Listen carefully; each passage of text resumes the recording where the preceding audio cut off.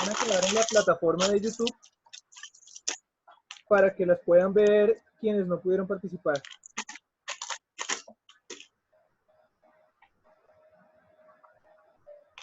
Hola Diego, sí, les estoy comentando a todos. Para quienes no han podido ver la clase, esta sesión va a ser grabada con la explicación y las guías. Entonces lo que tiene que hacer usted es más adelante ingresar al link de YouTube que yo le doy, y aquí en este link de YouTube queda la clase para que usted la vea como si hubiera estado en la sesión. Es importante que lo haga, ¿listo? Muchachos, entonces vamos a empezar con la clase de democracia, ¿listo? ¿Cómo les fue con la actividad de geografía la vez pasada? Hola. Permítame un momento, Carol.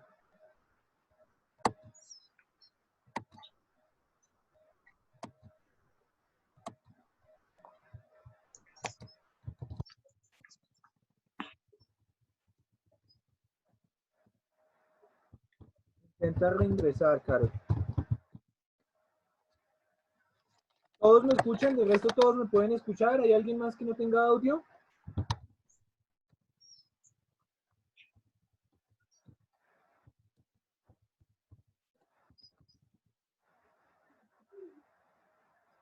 Bueno, muchachos, entonces me alegra mucho saludarlos, que espero que estén bien. Voy a compartir pantalla con la primera actividad, con la primera guía. Hoy vamos a trabajar sobre dos guías.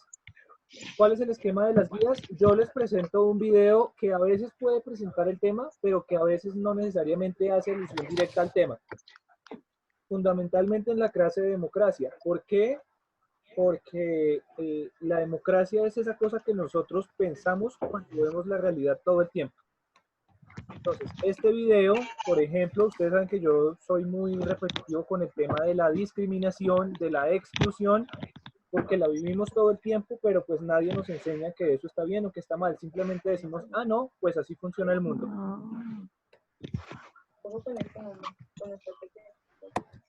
Vamos a compartir entonces la sesión. Vamos a compartir primero, perdón, la sesión de historia porque es un poco más extensa. Entonces, nosotros en las sesiones pasadas habíamos visto la sociedad europea, la sociedad china, la sociedad india, y dijimos que teníamos que llegar a la época del Imperio Romano, o a la época, y para eso trasegamos por la sociedad griega. Creo que la vez pasada el último tema que vimos en historia tenía que ver con qué era Grecia, la antigua Grecia, las causas por las cuales cayó Grecia. Pues bien, lo que nosotros vamos a ver hoy es Roma. ¿Cómo nace Roma? ¿De dónde viene Roma? ¿Por qué todo el mundo habla de Roma? ¿En qué momento se hizo grande? Entonces, lo primero que tienen que hacer es ver este video cuando estén en sus, cuando termine esta sesión. Este video explica de manera general todo lo que fue Roma desde su nacimiento hasta el final. Resulta que Roma tiene... ¡Aló! Muy buenos días. Hola, Buenos días, Diego. profe. Hola, Diego. ¿Bien, bien? ¿Cómo está? Bien, Sí, bien. señor. Listo, muchachos. Entonces, empecemos por el principio. ¿Qué pasó con Grecia? Acordémonos que Grecia fue una sociedad que tuvo un altísimo desarrollo de la filosofía, de la retórica, de la poesía, de las artes, de la ingeniería, de la arquitectura, de las técnicas militares o de la estrategia militar, ¿cierto? Pero tuvo un gran punto débil, y es que acumuló tanto poder que a la vez ese poder se transformó en ambición de querer más y más. Esa ambición de querer más y más hizo que las diferentes polis, que eran ciudades de Grecia, empezaran a competir por el poder entre ellas, por ver quién de ellas era la más poderosa. A eso es a lo que hablamos de la lucha o de las ligas del Peloponeso, de las batallas del Peloponeso, eh, que se dieron entre Esparta y Atenas durante 30 años. Esto hizo que Grecia se debilitara a tal punto que cuando llegaron los persas, los encontraron debilitados, y luego de que los persas debilitaron a los griegos, ¿cierto? Aparece un señor que se llama Alejandro Magno, que proviene de una región que es Macedonia. Les voy a mostrar por acá un mapa. Digamos, para explicarlo de Grecia, esto que estoy señalando aquí con el cursor es Grecia. Y esto que está aquí grandote hacia este punto es lo que llamamos los pueblos persas, los pueblos turco-otomanos. Estos pueblos persas llegaban a Grecia por vía marítima. Y luego que lograron pasar este pequeño estrecho que está acá, lograron atravesar muchas de sus tropas de infantería, elefantes, caballos, arqueros, como se ve en la película de 300, para someter a este pueblo.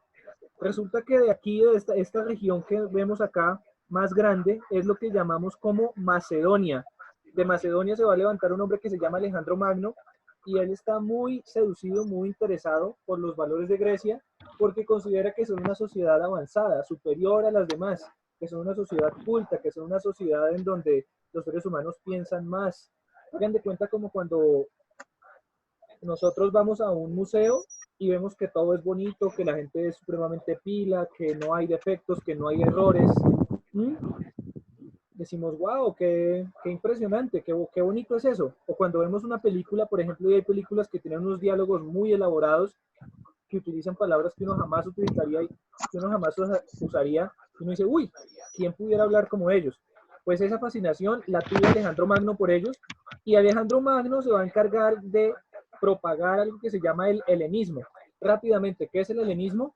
Es toda esa herencia cultural que se produjo aquí en Grecia, y esa herencia cultural en términos de el conocimiento del ser, del cultivo del ser, de maximizar las virtudes, de civilizarse, es decir, el ideal de la civilización y de que el ser humano tiene que ser cada vez mejor, nace aquí en Grecia. Y ese ideal de civilización en el helenismo es lo que este señor Alejandro Magno va a llevar a tierras ibéricas, como estoy señalando acá, y va a llevar a tierras árabes, como en su momento lo hizo por acá. Parece un mapa pequeño, señores, pero cuando ustedes se ponen a pensar en que todas estas conquistas se hicieron a caballo y a pie, y que el pasar, por ejemplo, el recorrer esta isla podía tardar a caballo perfectamente un mes, ustedes van a entender lo que significa tener ejércitos que dominen todo este corredor de miles y miles de kilómetros. Aquí cabría muchas veces Colombia, pero demasiadas. Y este señor logró tener un ejército que pudo dominar toda esta región. Incluso se presume que Alejandro Magno logró tener contacto con los pueblos hunos, que se encuentran mucho más al oriente, no están en este mapa. Y los pueblos hunos, acuérdense que son los pueblos mongoles que son vecinos de China. Es decir, este señor desde Grecia fue capaz de saltar el charco y llegar casi que hasta China. Esa era su ambición, ese era su poder. Resulta que él desaparece y en nacimiento, mientras está muriendo la sociedad griega. ¿Por qué está muriendo la sociedad griega? Sencillo, porque él muere y sus hijos empiezan a repartirse el poder, a disputarse el poder. No son buenos gobernantes como él, ni son buenos militares como él. Y rápidamente van a tener batallas en las que van a ser derrotados por pueblos que se encuentran en todos estos territorios. Lo que va a pasar mientras Grecia está cayendo, mientras Macedonia está cayendo, es lo que nos compete aquí, el nacimiento de Roma. Este puntico que vemos acá, más específicamente en este mapa, esta bota itálica que ven acá, es una versión ampliada de esta botica que está acá.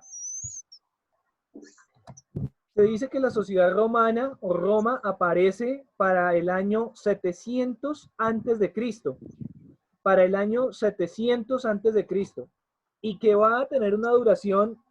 Ahora hagan ustedes, tracen una recta en su cuaderno, por favor. Tracen la recta y pongan un 0 en la mitad. Pongan un 700, 600, 500, 400, 300, 200, 100 cero y cuenten 700 años. No, mentiras, cuenten más de 1000 años.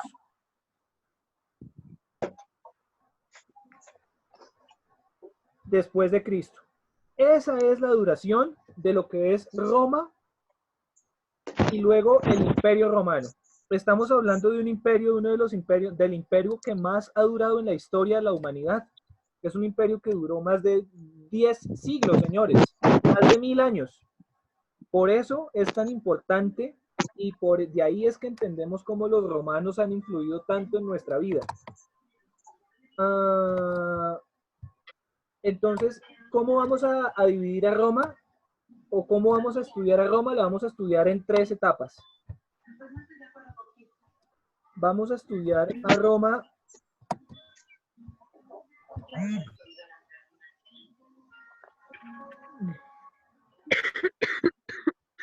espérenme que no sé cómo quitar la pantalla compartida. Dicen compartir, profe. Compartir. Ah, ya me están... Ya me están viendo. ¿Ya me están viendo a mí o ven el archivo todavía? El archivo todavía. Se ve el archivo todavía. Ah, carajo, no sé cómo hacer para que me vean a mí.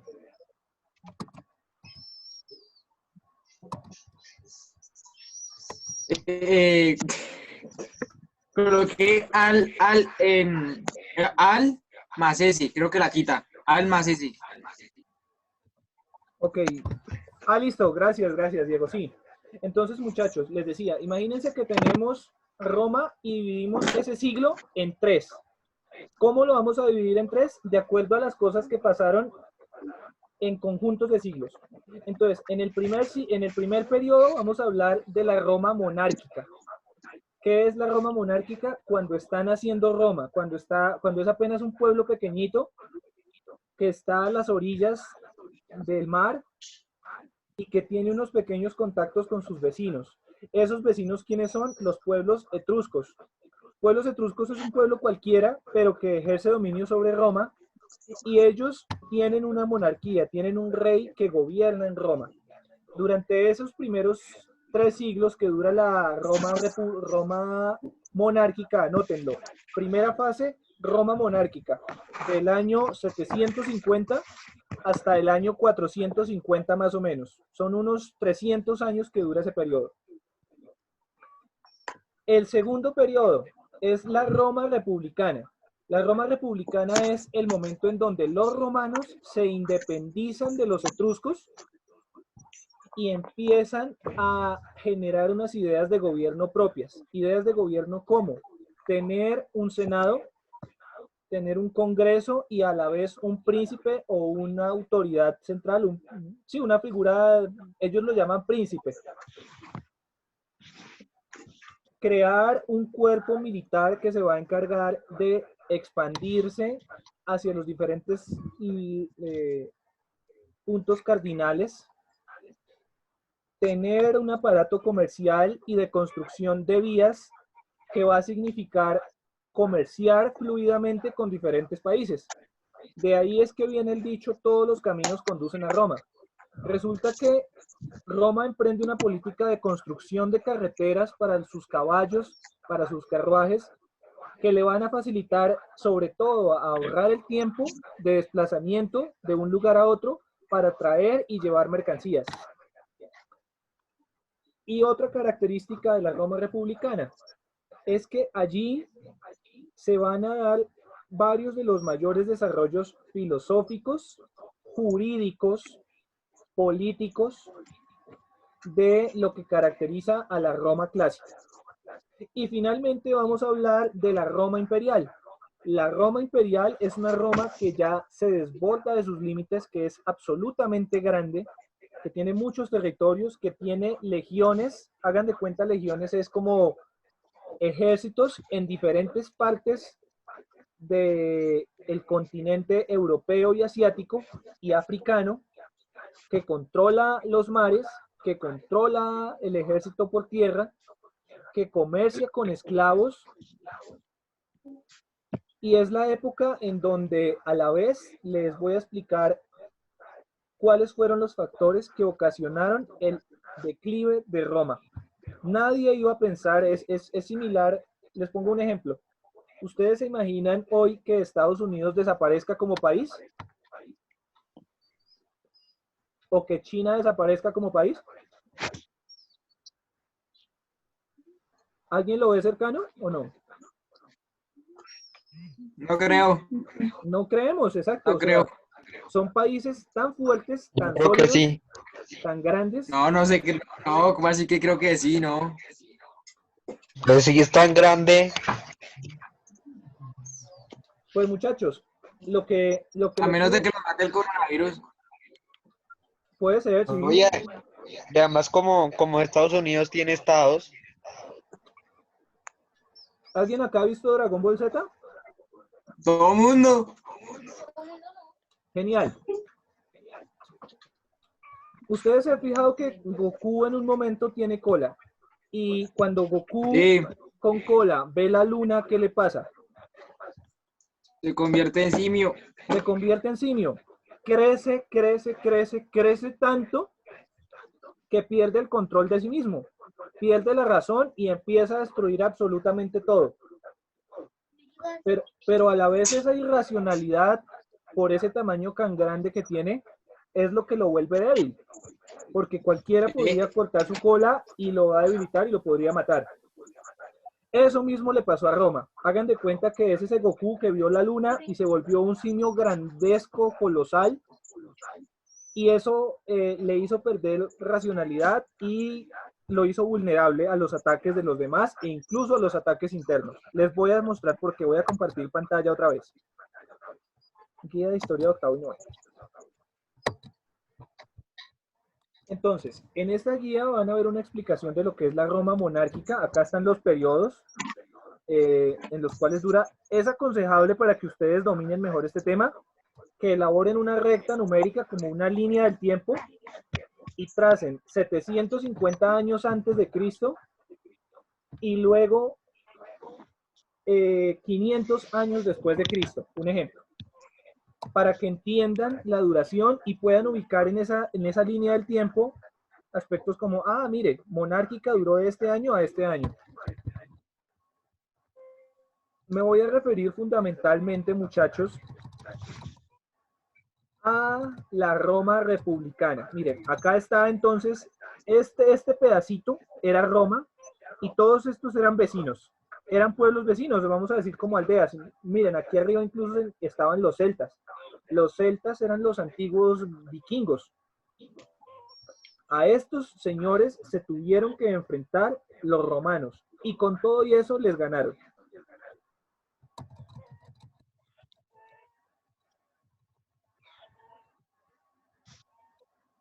Entonces dice, la Segunda República, es decir, ya no estamos hablando del año 750, sino del año 500 antes de Cristo, o del 400 antes de Cristo, ya los romanos se independizaron de los etruscos. Y ellos empiezan a decir, así como en la independencia colombiana, ah, no, pero venga, no necesitamos tener un rey que nos mande. Ah, pero venga, mire, tendríamos que tener unas leyes democráticas y algo para que nunca más nadie vuelva a explotarnos. Ah, pero mire, también tenemos que tener un ejército que nos proteja por si nos quieren atacar. Ah, pero mire, es que tenemos que generar unas formas económicas para prosperar como pueblo. Todo ese tipo de decisiones importantes se vienen a tomar en la famosa República Romana. Se llama República Romana porque se ocupa de el asunto poblacional exclusivamente romano. Ellos ya no se van a preocupar como ya no están bajo el yugo o el dominio de otro pueblo, ya no son una colonia, ya son una república, así como en el caso de Colombia. Antes, cuando estaban los españoles, éramos colonia, luego nos independizamos, nos volvimos repúblicas. Las instituciones más importantes de la República Romana eran el Senado. Entonces, ¿de dónde viene la idea de Senado? Acuérdense de dónde nace la democracia, en Grecia, donde hay unos senadores que organizan asambleas. En las asambleas ellos votan y toman las decisiones que la mayoría disponga. pues los romanos dicen, oiga, nos parece interesante recuperar esa idea de la democracia, la vamos a incorporar porque nos parece que nos puede ayudar mucho. Es aquí en donde Roma conecta con Grecia. Roma es el primer país que empieza a rescatar ese helenismo, a decir, venga, esto nos interesa, esto lo podríamos hacer mejor así. Eso es como cuando a veces estamos estudiando historia y vemos algo bonito que pasó en algún momento y decimos, oiga, chévere que volviéramos a hacer esto, mire, implementemos esto, hagamos tal cosa. Eso es recuperar un legado. Ese legado del helenismo griego lo está implementando ahí Roma. Es decir, queremos ser como ellos, queremos mejorar, queremos ser civilizados. En ese senado, entonces van a aparecer diferentes rangos. Los magistrados, aquí están las funciones. Los cónsules, los pretores, los censores, los ediles y los comicios. Durante la época de la República, Roma afrontó muchos ataques. Entonces, aquí es donde voy a empezar a explicar, a dar la explicación. Primero, ¿cuál es la composición social o quiénes son las personas que están viviendo en Roma, que están viviendo la Roma republicana? Son fundamentalmente tres clases. En la cabeza de la pirámide están los patricios. ¿Quiénes son los patricios? Acá lo muestran. Senadores, y pueden ser personas que tienen mucha riqueza. Los patricios, hagan de cuenta, son los gomelos, los ricos de la época.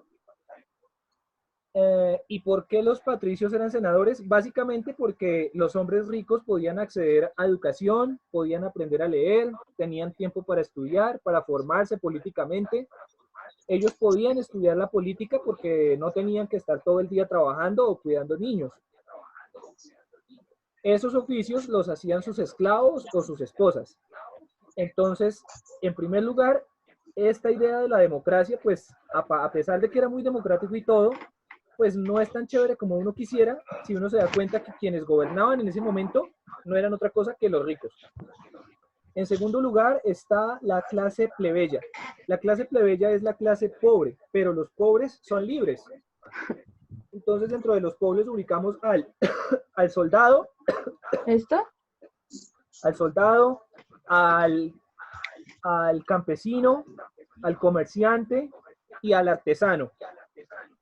Entonces, el artesano porque trabaja con barro, trabaja la madera, trabaja la piedra. El comerciante, entonces, se encarga de vender lo que produce el campesino y el artesano. Se encarga de visitar otros pueblos, traer mercancías exóticas o llevar mercancías exóticas a otros pueblos. El comerciante también puede comerciar vendiendo mujeres o vendiendo esclavos, ¿ya? ¿Esclavos para qué? Para algo que ustedes de pronto han escuchado. ¿Se han visto la película de Gladiador? ¿Sí o no? No, yo no me he visto esa película. No sé si esto. No. Bueno, o sea, si no me la he visto yo.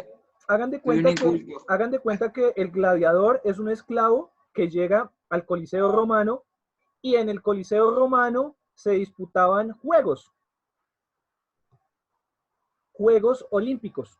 Esos Juegos Olímpicos en muchos casos eran sangrientos, eran de batalla. La gente iba a mirar a los gladiadores pelear, que se mataban a espada, a lanza, y quienes lograban acumular muchas victorias, podían alcanzar su libertad siempre que tuvieran el dinero para pagarla. Entonces, miren que tenemos algo interesante. Campesinos, artesanos, militares o soldados y comerciantes de esclavos y de mujeres. Estos que están acá son libres. Pero abajo, más abajo en la pirámide social, tenemos a los esclavos. Sí, porque los griegos eran esclavistas, los romanos también son esclavistas. ¿Por qué? Básicamente el esclavismo es rentable en la medida en que yo pongo a trabajar a alguien que me recoja que me coseche los campos, que me ordeñe los animales, que me cuide los niños, y no le tengo que pagar absolutamente nada. Pues será genial, muchachos, porque esto lo que hace es que estas personas tengan una vida un poco más tranquila. Entonces muchas personas lo que preferían era comprar sus propios esclavos. ¿Y de dónde traían los esclavos? Aquí es en donde vamos a mirar este mapa. Resulta, si ustedes miran este mapa con detalle, si le hacen preguntas al mapa, van a ver que hay una escala de colores acá que tiene unos años. A ver, la ampliamos un poco más. 500, 290, 241. Estos son años antes de Cristo. Cada color es un periodo de años. Entonces, fíjense cómo interpretar este mapa.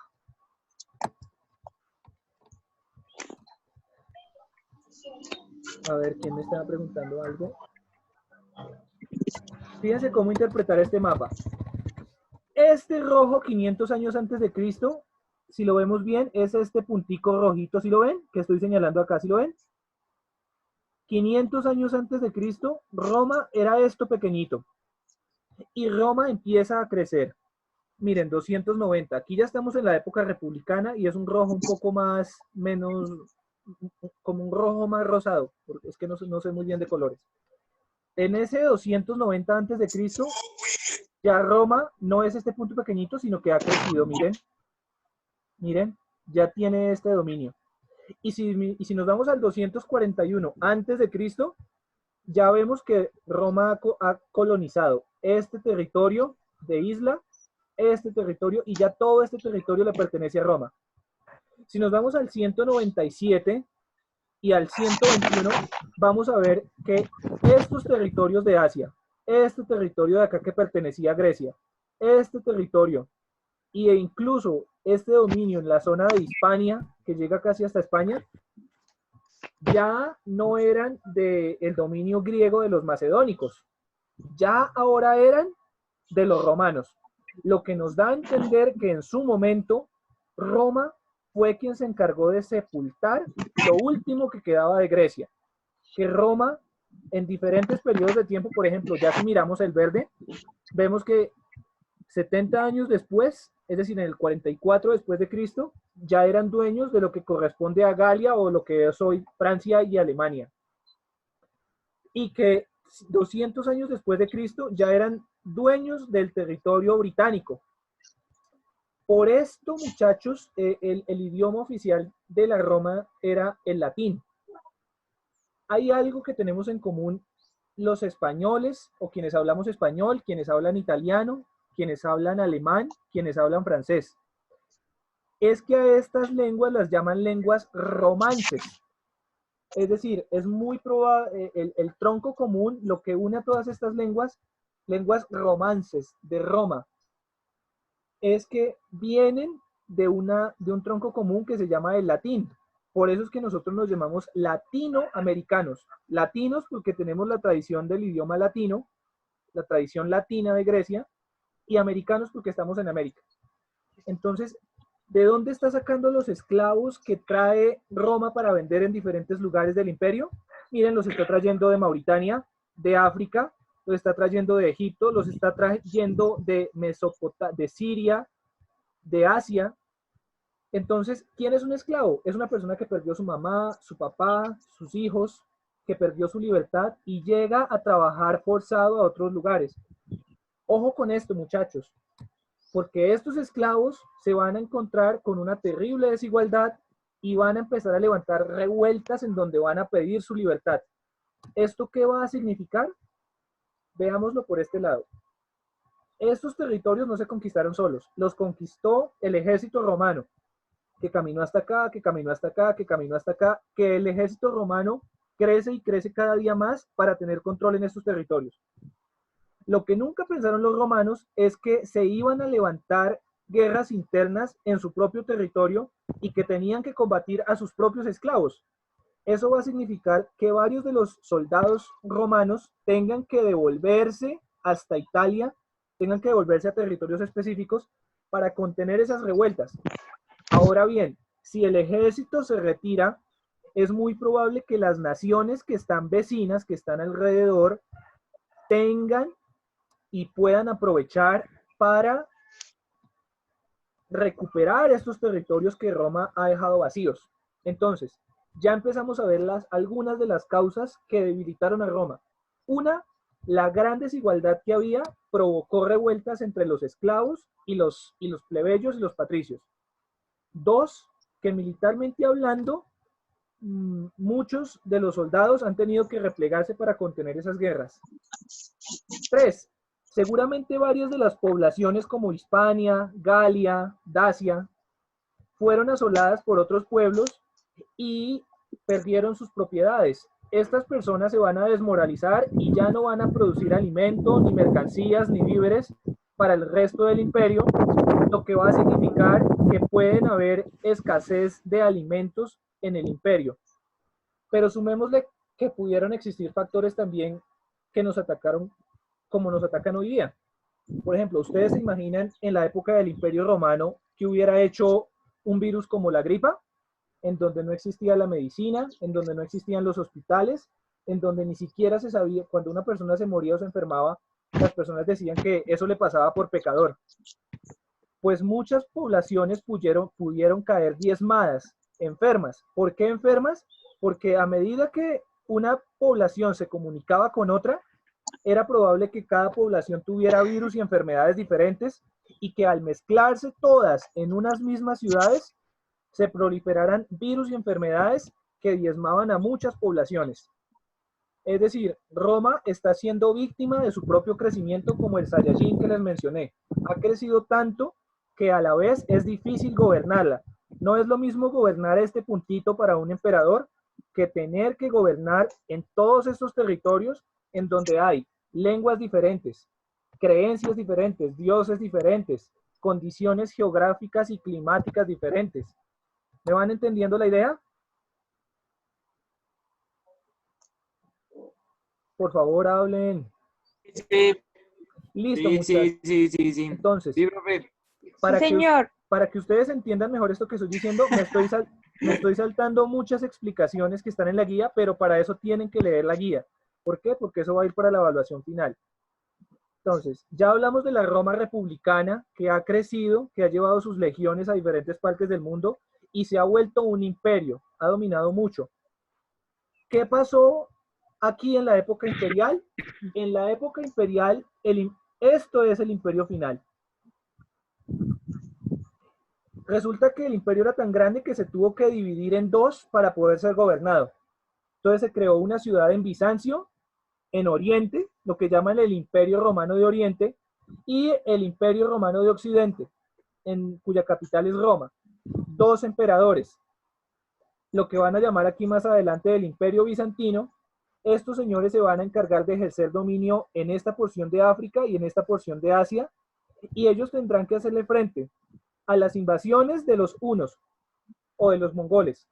Tendrán que hacerle frente a las invasiones que se presenten desde el norte. Tendrán que hacerle frente a las invasiones de pueblos africanos y de los pueblos árabes. Pero tienen una ventaja y es que controlan el territorio marino. Y como ustedes saben, tanto los griegos como los romanos eran muy buenos en el agua. Ahora, vámonos al otro lado, a Occidente. Tenemos al Imperio Romano y aquí hay una suma de pueblos. Están los francos, los germanos, los eslavos, los suevos, los británicos, ¿cómo es que se llaman estos? Los ibéricos, y todos están bajo el dominio de Roma. Recuerden que las guerras y las revueltas internas todavía están y que a la vez están llegando invasiones para atacar al imperio y debilitarlo. Pero recuerden también que cuando aparece la figura del emperador, las diferentes familias de patricios empiezan, o las familias ricas empiezan a disputar entre ellas por ver quién debe ser el César, quién debe ser el emperador. Y se empiezan a ver escándalos semanales, mensuales, diarios, de emperadores que son asesinados por sus propios súbditos o por sus propios familiares en una disputa por el poder. Esto va a deteriorar mucho el poder, claramente, porque la gente no se está concentrando en gobernar para la gente, en gobernar el imperio, sino se están concentrando es en disputar quién debe ser el emperador. Y además están olvidándose de gobernar para las demandas que tiene el imperio en términos de ¿qué? De crear acueductos, de crear sistemas de riego para los cultivos, en términos de crear sistemas de comercio y vías que los lleven a comerciar con otros lugares. Hagan de cuenta como ver a Colombia, y ver noticias que muestran que Colombia no construye hospitales, que no construye vías, que hay pobreza en los territorios. Así como está deteriorada Colombia, este deterioro lo está sufriendo este imperio, para que hagan la comparación. ¿Sí entienden? Ahora, para que ustedes entiendan el tamaño de lo que fue el Imperio Romano, les presento el mapa de lo que es el Mediterráneo. ¿Dónde está el Mediterráneo? Cuando digo el Mediterráneo, es el mar Mediterráneo, pero el territorio que lo bordea, que está alrededor. Miren la cantidad de países que hay hoy en lo que antes era el Imperio Romano. Miren, contemos: Portugal, España, Francia, Italia, Eslovenia, Croacia, Bosnia, Serbia, Grecia, Bulgaria, Rumania, Hungría, Austria, Suiza, Turquía, Siria, Israel, Egipto, Libia, Túnez, Algeria, Marruecos, Algeria, ¿sí? O sea, y Chipre por acá, la cantidad de países o de territorio que pudo dominar este imperio romano es una cosa absolutamente grande, muchachos. Es por eso que los estudiamos con ese detenimiento. Esta gente dejó muchísimos legados en materia militar, en materia política. ¿Qué vino a pasar más adelante con el Imperio Romano? Bueno, ojalá que lo podamos ver la semana siguiente. No quiero cargarlos de mucha información porque es un tema complejo. ¿Qué me interesa? Antes de que se acabe la sesión, copien por favor este mapa conceptual, saquen apuntes de mapas como este, en donde pueden ustedes dar cuenta de en qué año creció el Imperio Romano, qué poblaciones invadió.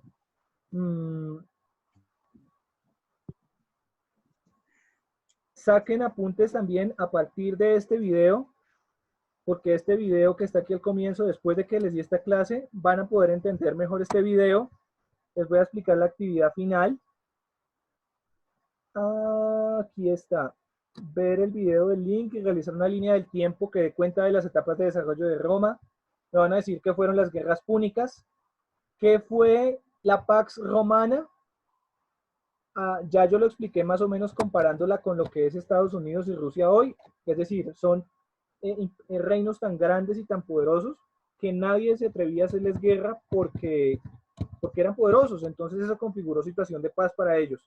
Y el cuarto, al ver la línea de tiempo en donde empieza y termina el periodo romano, calculen de cuántos siglos estamos hablando de duración del imperio.